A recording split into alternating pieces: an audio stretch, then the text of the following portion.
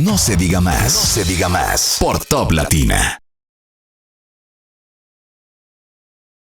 Amigos, de vuelta en No se diga más a través de Top Latina 101.7, y como les habíamos anunciado al principio del programa, nuestro invitado especial el día de hoy, el ministro administrativo de la Presidencia, José Ignacio Paliza. De nuevo, bienvenido a su casa, ministro. Bienvenido. Gracias por estar con nosotros.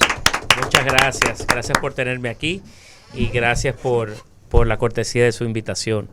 Para mí es un grato placer. Ministro, ¿cómo van las cosas? Dependiendo de qué, a qué tú te refieres, qué tú preguntas y así. ¿Cuál de ellas? Pero no van mal, no van mal. Pero si te refieres ¿a qué? ¿Al gobierno te refieres? Por donde usted quiera comenzar y nosotros le seguimos ese hilo. No, pero bueno, hablamos un poquito si quieren del país y creo que vamos bien. Tenemos muchos retos que vencer, mucho por trabajar, mucho que hacer. Pero con mucho optimismo asumimos el reto en el caso de nosotros de servir, siempre prestos a dar lo mejor de nosotros para tirar hacia adelante el país y conscientes de que los años y los tiempos que habrán de venir siempre serán mejores. El país ha asumido con mucha resiliencia los tiempos que nos han tocado vivir.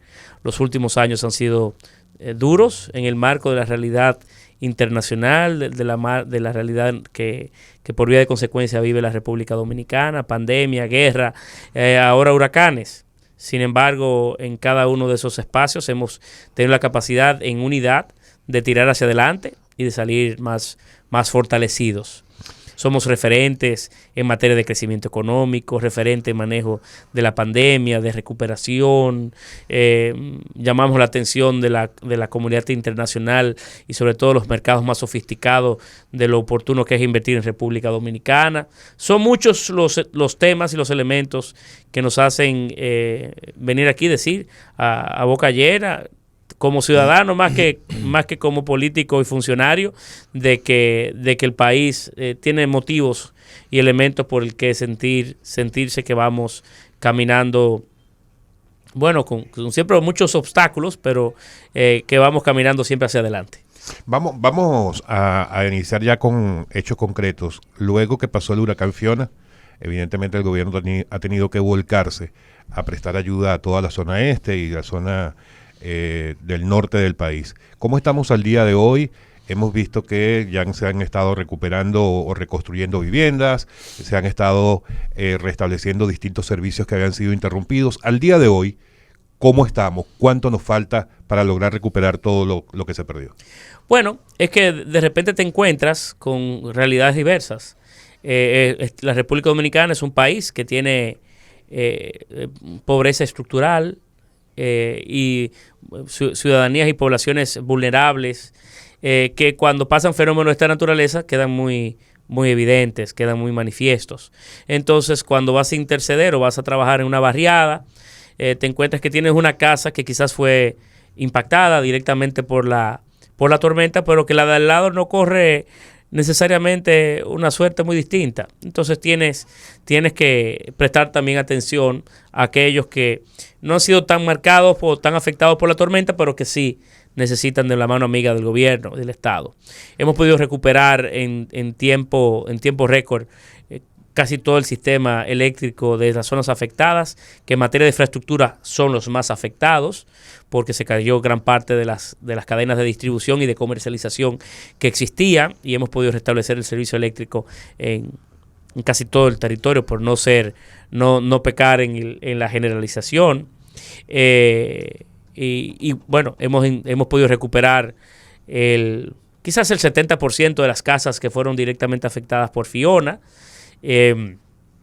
Y así sucesivamente. Son esos dos los rubros más importantes que quedaron afectados. Y claro, dentro del aparato productivo, todo lo concerniente al mundo agropecuario, a la agricultura, que en provincias como María Trinidad Sánchez, que es una de las que a mí me ha tocado trabajar o de colaborar en las últimas semanas, es quizás el principal de las afecciones que han podido vivir porque el coco, el cacao, el arroz y otros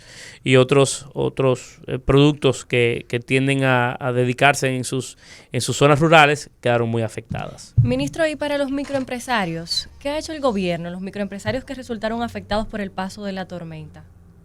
Hay también programas que se han estipulado y que se han llevado a cabo sobre todo en las provincias del este para poder ir en auxilio de ellos. Pero el principal daño, sobre todo, por ejemplo, a los microempresarios, ha quedado en el hecho de que algunos han tenido que dedicar días de no trabajo, de no labor. Que también eso es un tema que en el caso de las familias en sentido general, el ciudadano en sentido general, también quedaron afectados. Porque al tú tener que dedicar tiempos, una semana, 10 días, a arreglar tu casa, arreglar tu entorno, aquel que vive del día a día, pues también ha quedado afectado de manera muy directa por el hecho de que no tienen cómo producir. Y por eso, de los principales renglones que el gobierno dominicano ha ido a apoyar, ha sido en la distribución de comida, tanto cocida como cruda, para aliviar de alguna manera el impacto de este fenómeno. Y bueno, ha estado ahí de manera a la altura de las circunstancias el apoyo del gobierno dominicano en estos aspectos. Pero nos queda trabajo por hacer, nos quedan algunas semanas por impulsar. Yo particularmente volveré, entiendo que el jueves lo tengo agendado para volver a visitar a Samaná y a la provincia de María Trinidad Sánchez, para impulsar una tercera oleada de esfuerzo y de impacto, y intentar lo antes posible volver a la relativa normalidad, y que podamos contrastar los tiempos antes de Fiona. En algún momento se ha hablado, y en múltiples ocasiones, cada vez que pasa una tormenta por el país, de los grupos que se encuentran en zonas muy vulnerables y que resulta que son los mismos siempre. Cuando se va el huracán, se va la tormenta, ellos vuelven y se colocan en el mismo lugar, aun cuando se les ha dicho que es vulnerable. Próxima tormenta, están damnificados nueva vez. En esta ocasión se les está reparando. Y si no son los mismos, pero sí, entiendo tu preocupación, sí, de que o son otras las poblaciones o son otros los que terminan mudándose o construyendo en esas zonas, claro, que son vulnerables. Tú los retiras, hay gobiernos que han hecho el esfuerzo de retirar personas e incluso darles tierras y apartamentos en zonas que no estén en vulnerabilidad. Sin embargo, al final venden, alquilan y vuelven otra vez a la zona vulnerable. En este caso, las reparaciones de esas zonas vulnerables se están haciendo in situ o se está buscando la manera de reubicar a esas personas. El mensaje del presidente Abinader, que inclusive lo reiteró de forma pública y que se hizo a conocer de manera orgánica en las redes sociales, es efectivamente que las personas que están en zonas o en situaciones de riesgo, pues no sea ahí donde se le construye su casa, sino que los ayuntamientos y el propio gobierno busque otras localidades que sean más oportunas y más evidentes. Y paso aquí, aprovecho tu pregunta para abogar por algo que he hecho también de manera directa en mi rol como presidente del partido con nuestros congresistas, la necesidad de aprobar de una vez y por todas la ley de ordenamiento territorial, porque de alguna manera también trabaja el tema que tú resaltas, la necesidad de que programemos y planifiquemos bien el territorio y sepamos en qué áreas podemos hacer tales y cuales cosas, claro, y que haya el compromiso colectivo de hacerlo así, porque no solamente estamos ocupando lugares de alta vulnerabilidad ambiental o en el trazo de la propia naturaleza, sino que estamos ocupando terrenos que tienen otra vocación más que el desarrollo urbano. O que son privados. Como por ejemplo el agrícola. El hecho de que en el Cibao estemos ocupando terrenos altamente fértiles para desarrollos que son de otra naturaleza. Tenemos que cuidar el territorio, en un país altamente poblado, una isla pequeña, altamente poblada, cuya densidad poblacional anda entre 200 y 300 habitantes por kilómetro cuadrado, cuando el promedio de América Latina es casi 10 veces inferior. Eso obliga a que pensemos el territorio. Y entonces, en el mismo hilo de tu pregunta, la necesidad de que se apruebe la ley de ordenamiento territorial. Sí, y que se proteja dentro de esa ley también el tema de la propiedad privada, porque es un gran problema en la República Dominicana. Yo hablaba el otro día con con mis compañeros aquí en el programa, con Alex, con Karina, sobre la necesidad y la intención que tenía este gobierno de titular tanto como fuese posible, y que es una acción muy loable, Claro. porque es necesario que una persona donde vive tenga su título, o al menos sepa que ese lugar no le pertenece a otro, y que la sorpresa no llegue con un desalojo.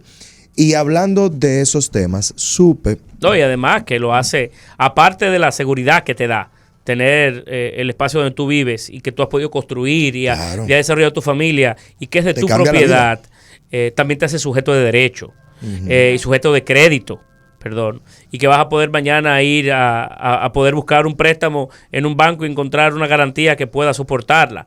Eso tiene demasiadas ramificaciones y es quizás de las cosas que confieso aquí públicamente que le generan más empatía en el propio presidente Abinader esas entregas. Recuerdo esta pasada semana que participé en Guaricanos de una entrega donde más de 3.700 familias se le había dado su título de propiedad. Sí, Gente que tenía magnífico. 50, 60 años viviendo en una casa, que todo lo que tenía era esa casa, y no tenían cómo traspasársela a su familia, no tenían cómo, señores, es el patrimonio de esa familia. Y a Dios gracias, en el caso de Guaricano, o de una parte importante de Guaricano, tienen hoy título. Excelente. Pasa un problema y quería traerle esto a colación, porque sé que la única forma de que esto se resuelva es cuando el gobierno de manera directa busque una solución, que es de la comunidad de Villa Arpando, y una situación que se presenta allá, unos terrenos que tienen titulación desde hace 40 años, pero al mismo tiempo uno pone en la balanza una comunidad que tiene muchos años viviendo ahí y que ahora tienen una situación con una planta que también es necesaria para el país. Todo el mundo tiene un derecho el cual debe ser suplido, las tres partes. Sin embargo, no se van a poner de acuerdo. ¿Tiene intención el gobierno central de en algún momento interceder para que tengamos una planta de energía limpia, que esa gente no pierda sus viviendas o que al menos sean puestas en otro lugar? Ayer estaba yo conversando, por cierto, con las autoridades electas de la provincia de Azua, sí, y de Villa Arpando, con la propia directora municipal, así como los directivos del Partido Revolucionario Moderno en aquella localidad. Porque la intención de nosotros y la intención de todos debe ser esa. Y hay espacios, entiendo yo, en ese conflicto para que todo el mundo gane, para que todo el mundo pueda salir de alguna manera reivindicado y satisfecho con el impasse que se ha generado. Y la solución. Y con la solución. Además, estamos hablando de un distrito municipal. Es imposible, materialmente imposible, desalojar un distrito municipal. No es propio. Y el gobierno está en el proceso de construyendo con ellos y las partes la solución para inclusive titularlos. Y creo que hay un momento que para que las diferentes partes envueltas en una diferencia de este tipo puedan encontrar un punto de encuentro, puedan encontrar un momento y un espacio y una solución al tema. Ministro, una de las principales preocupaciones de los dominicanos y de la oposición, que ha reconocido en muchos ámbitos el ejercicio del gobierno, es el tema de la seguridad ciudadana.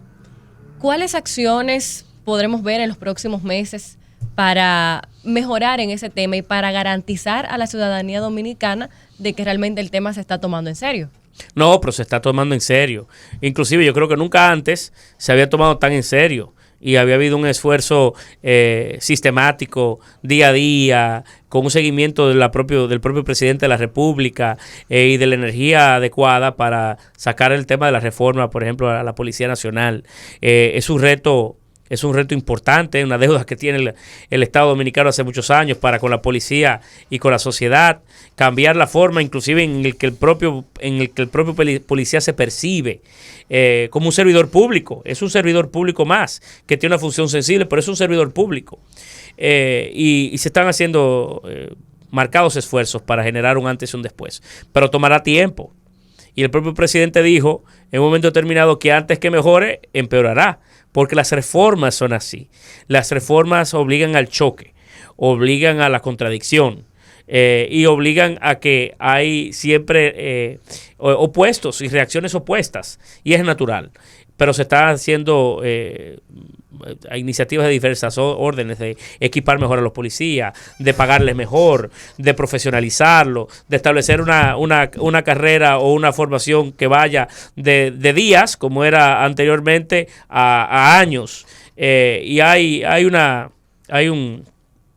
un conocido y muy marcado esfuerzo de la sociedad ya, que la sociedad conoce, para poder sacar adelante la reforma a la Policía Nacional, que es quizás el centro de todo el esfuerzo de seguridad ciudadana que debe de establecerse. Recuerden, la seguridad ciudadana no solamente es policía, es mucho más que policía.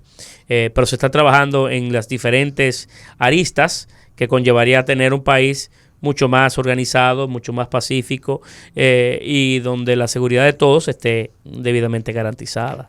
Ministro, hablando de seguridad, aunque estábamos hablando de seguridad ciudadana, vamos a llevarlo un poco a la seguridad nacional, el tema con Haití.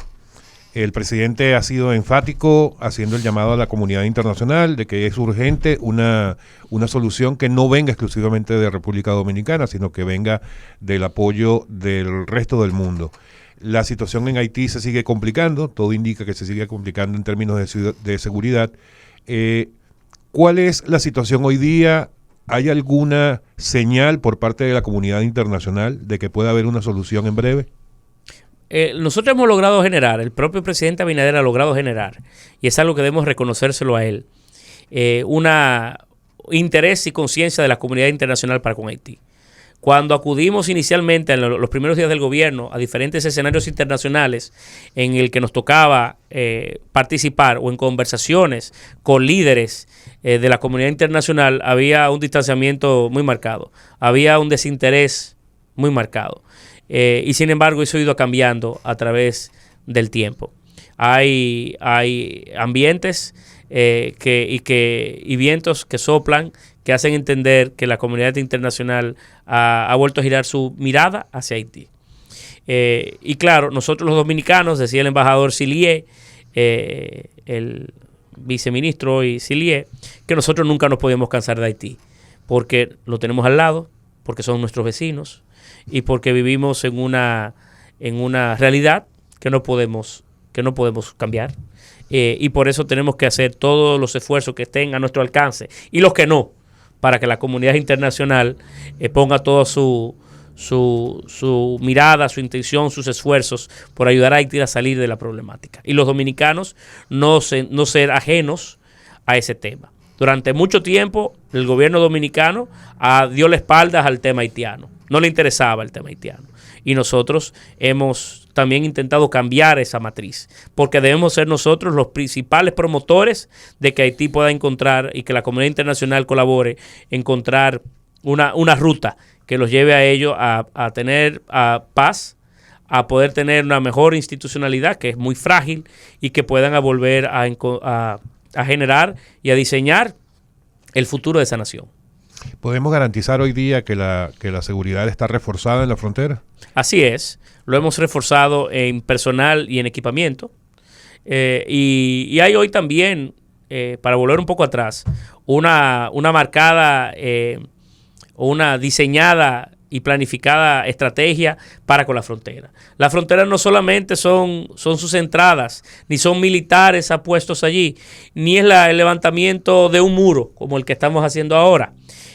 Son diferentes acciones. Tenemos que fortalecer y consolidar nuestro territorio. Y por eso ustedes ven que las primeras visitas del presidente Abinader, iniciando su gobierno, fue a Pedernales, y allí se está levantando un proyecto, a Manzanillo, y allí se está haciendo otro, se está reconvirtiendo el Valle de San Juan para que sea uno más productivo, y se está en el proceso de construcción de 3 mercados binacionales más, porque tenemos que fortalecer el territorio, la frontera, llevar trabajo a la frontera, y darle motivos para que el país se vuelque hacia allí. O sea, la estrategia de fortalecer la frontera como tal, que es más que una línea, es más que una franja, tiene que también percibirse en diferentes áreas que hay que atender. Y ya que estamos por allá, por la frontera, por el sur profundo, sería interesante hablar de Pedernales, que es otro de los buques insignias de este gobierno. Y se ha presentado una pequeña situación con el puerto que todo el mundo sabe que lo necesitamos. No hay desarrollo sin ese puerto. O sea, 3 cosas. Habitaciones, puerto y aeropuerto. Eso es necesario. Pero con el puerto se da el problema de que supuestamente la colocación de ese puerto ahí dañaría gravemente el medio ambiente. En la última reunión se vieron en una discusión los comunitarios con los medioambientalistas. ¿Cuáles son los cuidados que está teniendo el gobierno para que este tipo de cosas no ocurran? O sea, que el proyecto de desarrollo de Pedernales no afecte lo que queremos desarrollar en Pedernales. Mira, no conozco a profundidad el reclamo.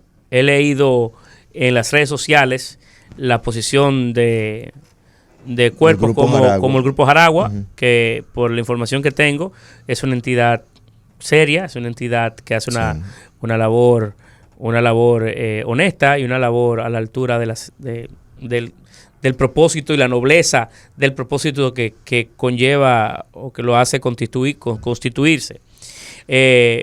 Por tanto, no quisiera opinar de manera detallada sobre un tema que no tengo todos los elementos. Okay. Ahora, sí quisiera decir algo. No hay peor enemigo del medio ambiente que la pobreza. No hay nada más peligroso, más sensible, no hay un contrario más directo, no hay un cáncer digamos, que pueda propagarse más rápido en contra del medio ambiente que la pobreza. Y Pedernales se cae a pedazos. Se ha caído a pedazos durante toda la vida. El sur reclama una mejor oportunidad. Son las provincias más pobres de la República Dominicana y tienen un gran potencial en su naturaleza, en su belleza. Claro, la belleza no es solamente sus playas. Playa hay donde quiera. Es también el balance en esos ecosistemas que hay creado allí lo que lo hace interesantísimo. Pedernales no es posible sin la naturaleza. El proyecto turístico no es posible sin la naturaleza. Pero ojo, tenemos que encontrar las avenidas que nos lleven a entendernos y a poder desarrollar Pedernales como el gobierno tiene planificado y pensado, siempre intentando ver o generar la conciencia de que no hay peor enemigo para Valle de las Águilas, para el Parque Nacional de allí, de Jaragua, que no sea la pobreza. Amigos, estamos con el ministro administrativo de la presidencia, José Ignacio Paliza, en No Se Diga Más. Amigos, estamos de vuelta en No Se Diga Más a través de Top Latina 101.7. Estamos con el ministro administrativo de la presidencia, José Ignacio Paliza. Ministro, usted mismo decía al inicio de la entrevista, y nosotros permanentemente lo comentamos acá, que a este gobierno le ha tocado enfrentar de todo. Desde pandemia, huracán, guerra Rusia-Ucrania, etcétera. A estas alturas ya podríamos decir, evidentemente sin tener una bola de cristal en la mesa, ¿verdad? Porque los fenómenos siempre se presentan, pero hasta el día de hoy, ya a partir del 2023, a partir de enero, podríamos empezar a trabajar ya en normalidad. Pero las crisis son parte de la normalidad. Las crisis son parte del paisaje. Y por tanto vivir con ellas es parte de nuestra obligación y de nuestro trabajo y sacarlas adelante. Si no son estas, mañana vendrán otras. Claro, ojalá no fueran de la magnitud, del tamaño de las que he referido. Pero nosotros hemos ido pudiendo, aún en dificultades, aún en crisis, aún con retos como estos, seguir tirándose adelante una agenda. Hemos ido pudiendo combinar ambas cosas. Quizá no con la velocidad que quisiéramos, por esas mismas razones, pero sí hemos podido ir impulsando una agenda de cambio, de fortalecimiento institucional, de impulsar algunos proyectos que son emblemáticos y que tienen mucho significado para el equipo de gobierno actual, y de mejorar la calidad de vida de la gente, al tiempo que también tratamos las emergencias, las urgencias y las crisis de este tipo que tú has narrado. Bueno, llegó el momento de hablar de política. No podemos dejar de hablar de política cuando tenemos aquí al presidente, presidente del partido de gobierno. Y le doy la palabra, señor José Martínez Brito. A inaugurar. Dice el presidente Fernández que ustedes no le están dando crédito de las ideas que ustedes están ejecutando y que él ideó él. ¿Qué opinión le merece Ninguna. a usted como presidente del PRM? Ninguna. Porque yo me río haciéndole la pregunta porque ciertamente uno lo que quiere es que un país se desarrolle. Pero él lo dice con mucha base. Sí, por ejemplo, lo de la tarjeta de los $10 fue el que estableció, entiendo que fue el que estableció el impuesto de los $10. Fue presidente durante 3 periodos y no la quitó. Entonces, de repente llega el presidente Abinader, instalaron un sistema primero para devolverlo. Ahora establecimos la eliminación por completo y es una idea de él. Oye. Pero no me merece opinión. Bueno, pero al fin y al cabo el gobierno sí lo ve como el principal líder de oposición al expresidente Leonel Fernández. No sé cuál. Para nosotros todas las voces de la oposición son importantes y nosotros las escuchamos porque, asumimos sugerencias, vemos cuáles son sus planteamientos. Yo aspiro a una oposición cada vez más constructiva y más útil, pero todas las voces son importantes. Nos ayudan a hacer un mejor trabajo, nos ayudan a limitar el poder de los que hoy gobernamos. Para mí siempre las asumiré las inquietudes, tengan o no base, razón, pero son importantes siempre escucharlas. Ministro, ¿cómo va la juventud en el PRM? La Fuerza del Pueblo está tomando muchísimo la delantera en este sentido, captando jóvenes para su partido, el PLD también, próximamente tienen su consulta. No es cierto.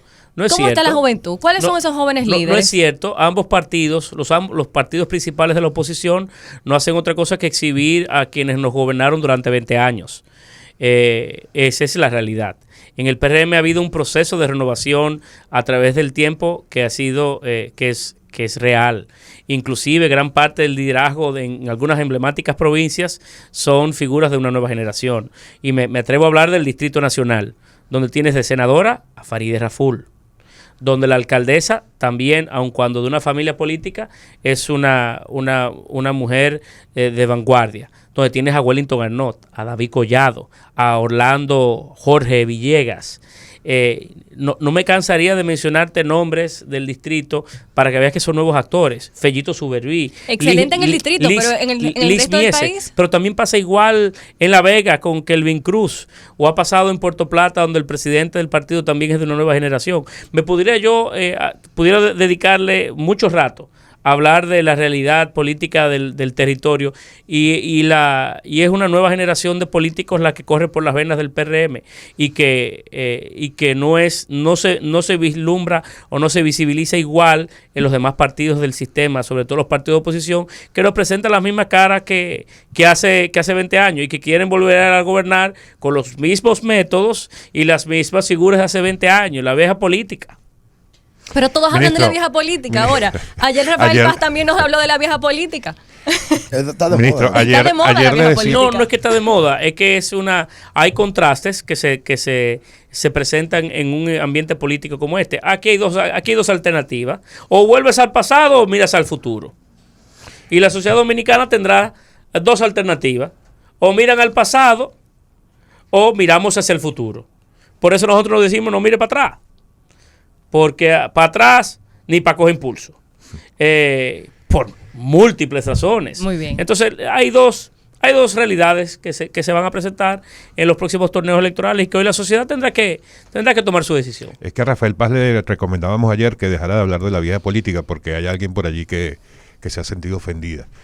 Pero ministro, justo ayer juramentaron a los nuevos miembros de la dirección ejecutiva del partido. Si no me equivoco, 18 personas que acaban de ingresar a esta dirección tras un proceso un poco largo de algunos meses, cuestionado por algunos, pero apoyado diría yo que por la mayoría de la dirección del partido. ¿Hacia dónde está yendo el PRM? Esta juramentación de ayer y ya la formalización de las nuevas autoridades significa que arranca ya la campaña para la reelección del presidente Abinader en el 24. No, nosotros estamos como partido concentrados en acompañar al presidente Abinader a tirar hacia adelante la gestión que está impulsando, conscientes de que tenemos que prestar atención al presente y dejar un poco hacia el futuro estos temas. Esto así porque si nosotros cumplimos con la palabra empeñada, si podemos acometer gran parte del cambio que prometimos, si trabajamos para sacar al país hacia adelante en tiempos de crisis, entonces la reelección estaría más fácil, o la propuesta del PRM ser acogida sería uno mucho más fácil. Y nosotros estamos muy concentrados en trabajar. Nosotros no estamos bailando, nosotros estamos trabajando. Y Fiona nos ha colocado otro reto adicional hoy.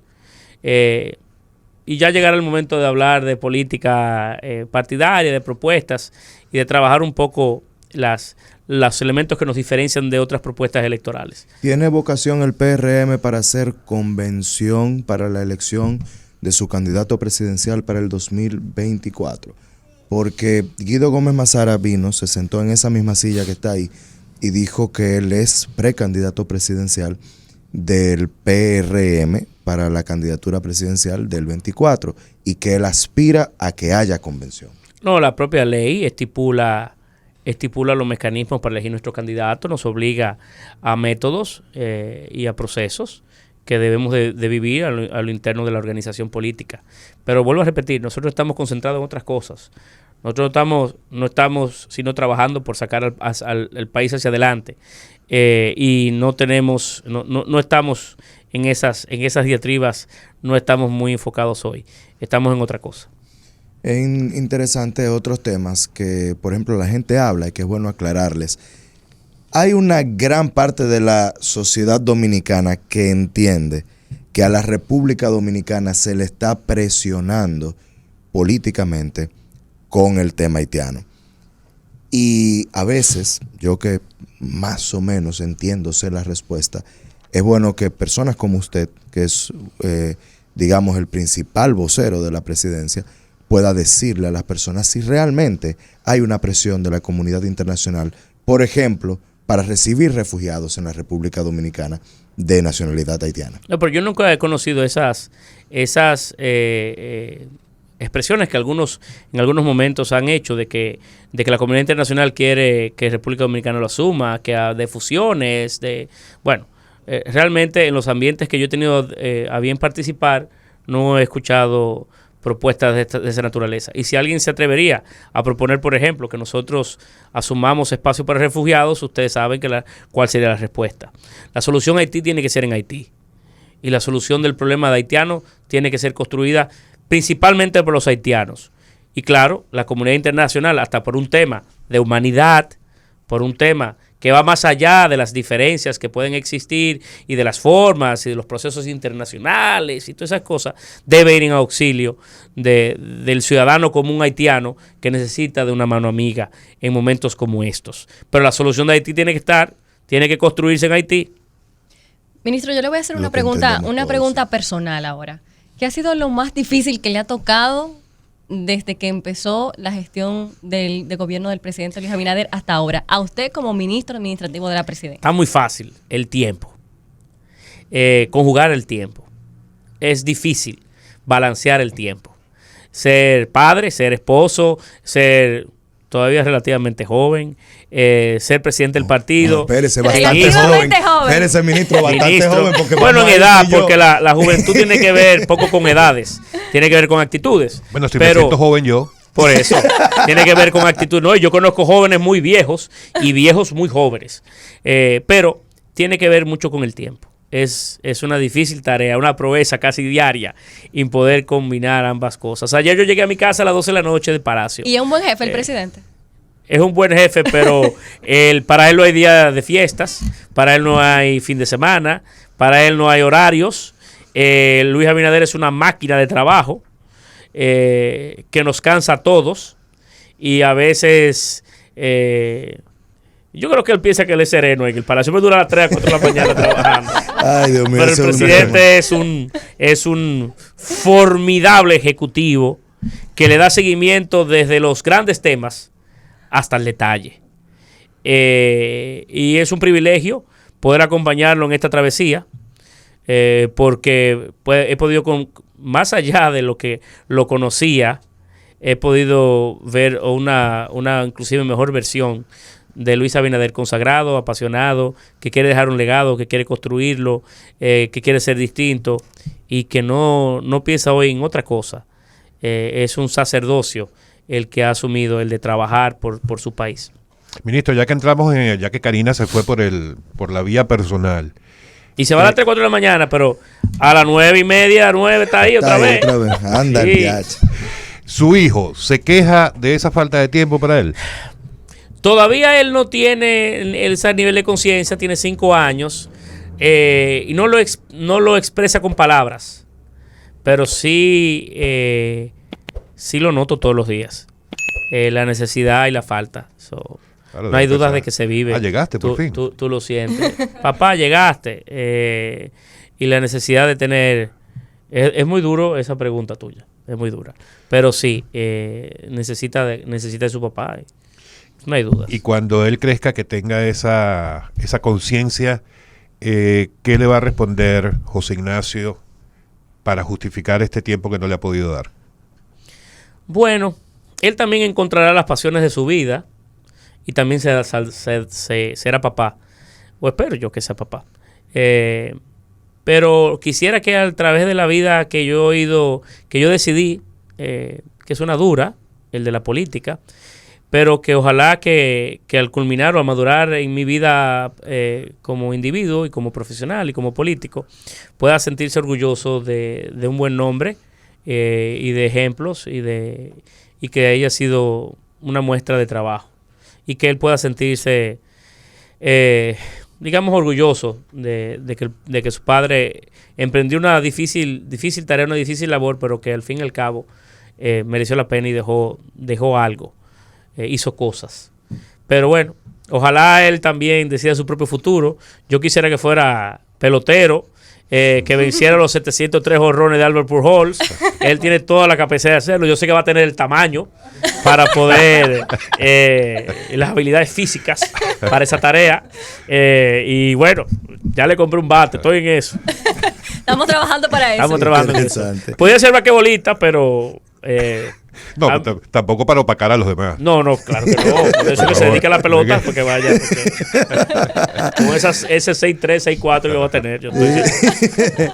Ministro, ¿qué significa Ramón Alburquerque para usted y en su carrera política? Aprendí mucho del ingeniero Alburquerque. Ramón Alburquerque me abrió las puertas a mí cuando yo era un niño, sin tener la razón por qué hacerlo. No era amigo de mi familia, no tenía un vínculo. Fue un joven inquieto que tocó a su puerta y él la abrió. Me enseñó la política e intentó siempre enseñarme la mejor parte de la política. Fue cuidadoso en siempre darme la mejor versión de la política. Recorrí el país con él, conocí gran parte de mi país con él y le atesoro buenos momentos que pude vivir junto a él y junto a su familia. Y siempre siempre tendré admiración, respeto y agradecimiento por esa oportunidad. Y por eso que cuando vas a mi oficina te das cuenta también que hay muchos jóvenes que trabajan conmigo. Porque si te interesa la política y quieres un espacio donde poder vivirla, pues yo siempre tendré un ladito, un lado para cualquier joven que tenga esa necesidad. José Ignacio, ¿cómo se logra el balance entre distinguir las críticas negativas y las críticas constructivas? O sea, el blindarte de esas críticas que pueden afectar quizás tu personalidad, tu autoestima, y también escuchar a la gente para identificar esas necesidades reales. Tú te das cuenta a través del tiempo y la vas entendiendo. Vas creando las aptitudes que te permiten conocer cuándo, por qué y qué motivo hace que alguien te pueda decir tal o cual cosa. Es una habilidad que vas construyendo en un mundo como este, donde siempre recibes un consejo, una crítica, un reclamo, y tú te vas dando cuenta a través de la propia práctica, por decirlo de alguna manera. Y las críticas siempre son importantes. Claro, hoy hay mucha irresponsabilidad, por ejemplo, en las redes sociales, que tenemos todos entendemos que tenemos el derecho de decir lo que nos dé la gana, y a veces es injusta. Y no te tengo que admitir que en muchos momentos la crítica injusta o el desahogo de algunos, que lo hacen por tal o cual razón, no necesariamente por la política, pues hay muchas otras razones por la gente quiere expresarse, no siempre te invita a tirar hacia adelante. a veces te cuestionas y te frenas y dices, bueno, pero y merece la pena. Pero bueno, al otro día hay montones de cosas que te invitan a volver a trabajar y a aportar. Pero sí, en este mundo hay mucho de crítica y con justicia, y otras veces es un mundo, es una experiencia agridulce. ¿Y qué hace José Ignacio Paliza cuando se quita el traje de ministro y de presidente del PRM? ¿Qué le gusta hacer? A juntarme con mis amigos, tomarme un trago. Me encanta ir a la playa y estar en familia. Son cosas, a través del tiempo, son cosas cada vez más pequeñas las que te van generando más satisfacción, más tranquilidad y más, no sé, más desahogo en el plano personal. Ahora en el rol de ser papá, bueno, tiene un peso importante ser papá y te cambia la vida, ¿verdad? Pero yo creo que es lo mismo que ti y lo mismo que la mayoría. Qué bueno. Ministro, cuando uno revisa sus redes sociales, uno, por lo menos es lo que yo veo, hay un toque personal. O sea, no se ve como las típicas redes sociales. Es que yo no he podido entregar por completa mis redes sociales. A eso entonces, yo... aquí hay alguna gente que sabe de eso. Yo no me he podido liberar, no he podido entregarle por completo a un equipo que maneje mis redes. Así que cuando los que me escuchan y me escriben, créame que yo lo leo casi todo. Y a eso precisamente iba. Su equipo, cuando usted todavía escribe algún tuit o algo, ¿no ha habido algún momento en que su equipo diga, pero ministro, no escriba No, eso yo, pero muchas veces se le paso a alguien, consulto. Cuando es un tema importante, intento pedir alguna sugerencia, porque, bueno, siempre es prudente de tener ciertos cuidados, pero yo no me he podido desprender de las redes porque también me ayudan en el plano personal a hacerlo mejor, a escuchar un poco y a medir un poco temperaturas. También me informo a través de redes. Yo leo muy poco periódico, por ejemplo, porque me meto en Twitter temprano en la mañana, lo primero que hago, y me informo de todo lo que está pasando y leo el día a día de las cosas a través de redes sociales. Así también leo cada vez más documentos, revistas por redes y me entretienen también. Y le sigo la pista también a muchos amigos que por tema de tiempo no tengo la oportunidad quizás de juntarme tanto. Claro, las redes siempre te venden un mundo muy bonito, porque todo el mundo lo que sube son cosas bonitas.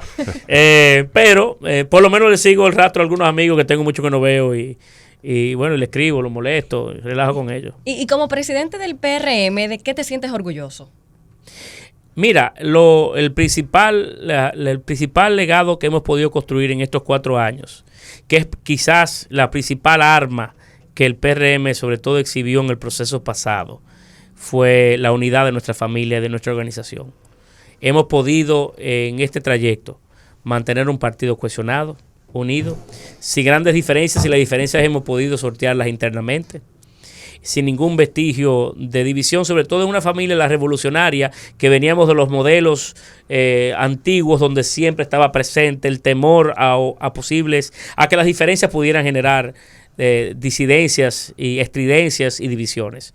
Vivimos y hemos podido construir en este trayecto de bastante unidad. Es un partido democrático, donde usted tiene derecho a decir lo que piensa. Mucha gente lo dice más de la cuenta, pero... Se les va la baba. No, se les va la baba no, pero tienen su propia naturaleza de cada individuo, ¿verdad? Y hablamos a veces socializamos cosas que deberíamos socializar más entre nosotros, pero bueno. Pero la verdad es que de lo que me siento más satisfecho de eso. Y por cierto, eso nos permitió ganar el poder. Eso nos permitió a nosotros llevar el partido a servir.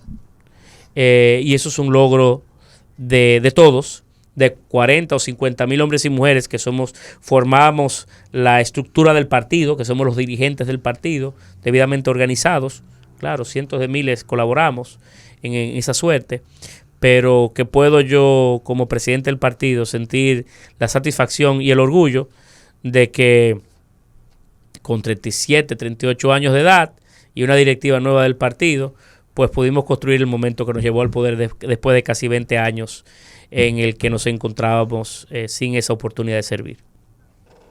Bueno, ministro, nosotros agradecidísimos de que nos haya atendido la invitación el día de hoy. Mira que estas son de las mejores preguntas que me han hecho en entrevista. La verdad que me he sentido muy bien. Qué bueno. Este Sí, es su la casa. verdad, es diferente. Porque hemos tratado un poquito de todo, hasta el plano personal. Yo quisiera, ministro, pedirle disculpas por lo que voy a hacer ahora, pero es necesario. Espérese. Cuidado. Espérese. No. Es ministro. No, Cuidado. no, Sí, sí. yo no soy ministro, yo soy paliza, porque que lo del ministro se acaba ahorita. Lo que pasa es que es algo de lo que hablábamos antes de que usted llegara y es algo que si yo no se lo digo a usted y no trato de explicárselo a usted ahora, mi comunidad se va a sentir muy decepcionada. Mire, esta es mi licencia de conducir. Mi licencia de conducir, según la ley, dice que yo puedo conducir lo que tengo licencia más lo inferior. O sea que con esta licencia yo puedo conducir una motocicleta, yo soy motociclista. Sin embargo, yo tengo 3 motocicletas y tuve que sacar una segunda licencia. Esta segunda licencia, que me cobran los impuestos para ella, no lo establece la ley. La ley de tránsito no la establece como válida. Sin embargo, la necesito para montar motocicletas. Pero yo tengo 3. Las otras 2 motocicletas yo voy a necesitar 2 licencias igual que estas. O sea, que yo tendré que tener 3 licencias como esta, lo que significaría que estaríamos licenciando la motocicleta, no al conductor, que es lo que establece la ley.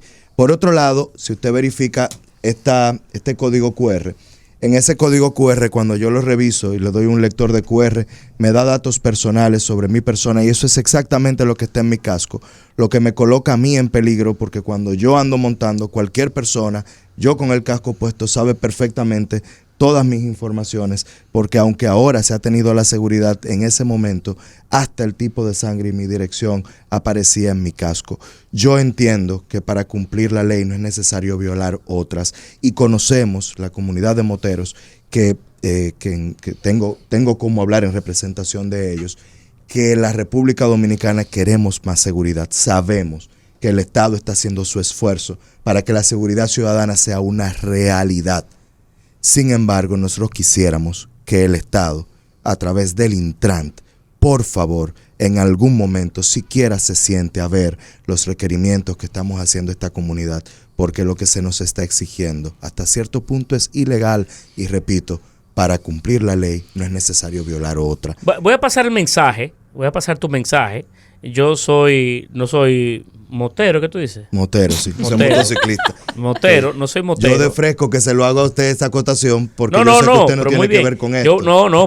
Pero sí de alguna manera no tengo esa función directa, pero sí tengo somos parte de un equipo. Y parte de un equipo, tú llamas a tu igual, o tu amigo, a tu pana, a tu hermano, en este caso a un colega. ¿Por qué? Quiere que el equipo quede bien y que trabajemos todos. Eso es parte de la naturaleza. Somos un gran equipo. Y el país es un gran equipo. O sea que tu queja, tu reclamo, no puede verse a mal. Tiene que verse como tiene que verse de manera noble, porque el país es un gran equipo también. Pero yo pasaré el mensaje. Lo que sí sé es que la intención de esos mecanismos y de otros que se han establecido buscan generar mayor nivel de seguridad. Recordemos que la mayor parte de los robos en República Dominicana se dan usualmente con ciclistas o dos personas en un motor. Sí. Y es estadística, no es porque el que anda en un motor es peligroso. Tú eres medio peligroso, pero no en el sentido de la seguridad de cualquier otro, sino en otros aspectos. Pero sé que hay un tema de regularizar a la motocicleta, que la mayoría andan por ahí en el territorio sin papeles, inclusive. Sí, estamos clarísimos. Por una de eso. responsabilidad de mucha gente, inclusive del Estado. Pero usted sabe, ministro, pero que la intención es esa. La intención es un tema de generar mayor nivel de seguridad y voy a ver cómo le buscamos, cómo podemos encontrar, como hablamos ahorita de Villalpando, Sí. un punto medio donde el ciclista tenga su privacidad y sus datos personales garantizados y también que el Estado pueda tener acceso a seguridad. Y es bueno que, para concluir... Porque lo que eso queremos usted con el dijo, código QR, me imagino yo, no es que cualquier ciudadano pueda saber quién anda ahí en ese motor, sino que la autoridad claro, pueda accesar a eso. Claro. Y creo que debe haber los mecanismos tecnológicos que permitan claro discriminar que sí. eso. O sea, que yo y otra cosa que le quería decir, para que no quería pasar esta parte sin establecerlo, que cuando ¿Y qué usted... motores que tú tienes que son 3? Yo monteo en motor, yo tengo motor de calle, tengo tres motores que son para diferentes cosas. Lo que deberías es vender 2. No, ¿y para qué? Tienes nada más un solo. Debería son vender las míos. 3 porque los motores son muy peligrosos. Si son míos. Si lo que le decía era que si usted se da Y cuenta además en tú, esta él licencia. anda en motores no por necesidad, porque sé que hay mucha gente que no tiene otros medios y tienen que acceder al motor como una herramienta de trabajo inclusive. Sí, Él lo hace sí, por sí, pasión. sí. Y más que yo hablo por ellos, porque en algún momento fui director ejecutivo de la Asociación de Concesionarios de Motocicletas y sé perfectamente que esto es un problema grave para mucha gente porque, por ejemplo, ahora mi motor, yo no se lo puedo prestar a un amigo y es mi derecho yo prestarle mi motor a un amigo. ¿Por qué? Porque mi amigo tendría que tener ese motor registrado a su nombre, pero además que este motor que está aquí no tiene Sí, matrícula. Pero hay cosas, mira, el tema más complejo de ahí. Por ejemplo, que Estados Unidos, yo voy a Estados Unidos mañana y tú tienes un vehículo en tu casa y yo no puedo conducirlo porque el seguro no me cubre a mí, porque un vehículo tuyo y está tu nombre.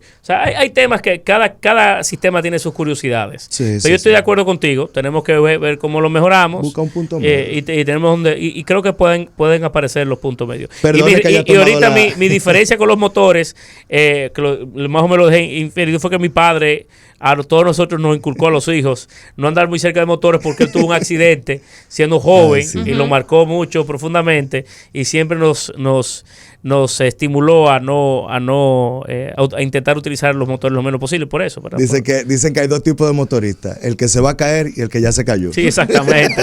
Ay, Dios Exactamente. mío. Mira, Esa es la realidad. aclarándole a nuestro público que no es motores en la radio esto, sino no se diga más. Vamos. Yo le pido Vamos. disculpas a ustedes también, pero de verdad, esa comunidad, si yo no lo hacía, me psiquiatrillaban a mí. Está bien. Ministro, Paso el mensaje. Antes de que se nos vaya, ustedes tomaron una decisión como partido para el próximo 16 de octubre a propósito de la contienda que estará llevando el PLD. Sí, le hemos pedido a nuestra militancia 2 cosas. En primer lugar, que el 16 de octubre nos abstengamos a desarrollar cualquier actividad política en el territorio para permitir que el Partido de la Liberación Dominicana pueda celebrar el de ellos sin mayores contratiempos y sin ningún elemento que pueda entorpecer, dañar o influir en el proceso de ellos. Y en segundo lugar, que también nos abstengamos a votar o a participar de manera directa. Eso es un proceso abierto, ellos han anunciado que será abierto y por eso que hemos mandado a nuestra militancia a abstenernos. Nosotros siempre apoyaremos a que los partidos políticos se fortalezcan. Creemos que la fortaleza de los partidos políticos, la democracia solamente gana. Nosotros queremos competir con nuestros contrarios en ideas, en posiciones, en contrastes, pero no así de ninguna manera participando directo o indirectamente en las decisiones que son propias de la organización, de su organización y de su militancia.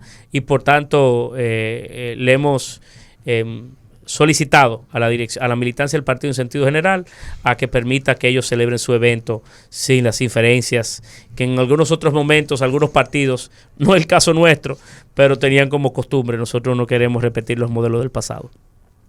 Muy bien, José Ignacio Paliza, ministro administrativo de la Presidencia y presidente del Partido Revolucionario Moderno. Gracias, ministro. Gracias a ustedes. Amigos, nos vamos a despedir. Nos vamos a despedir Así ya. es. No se diga más. No se diga más. No se diga más. Por Top Latina.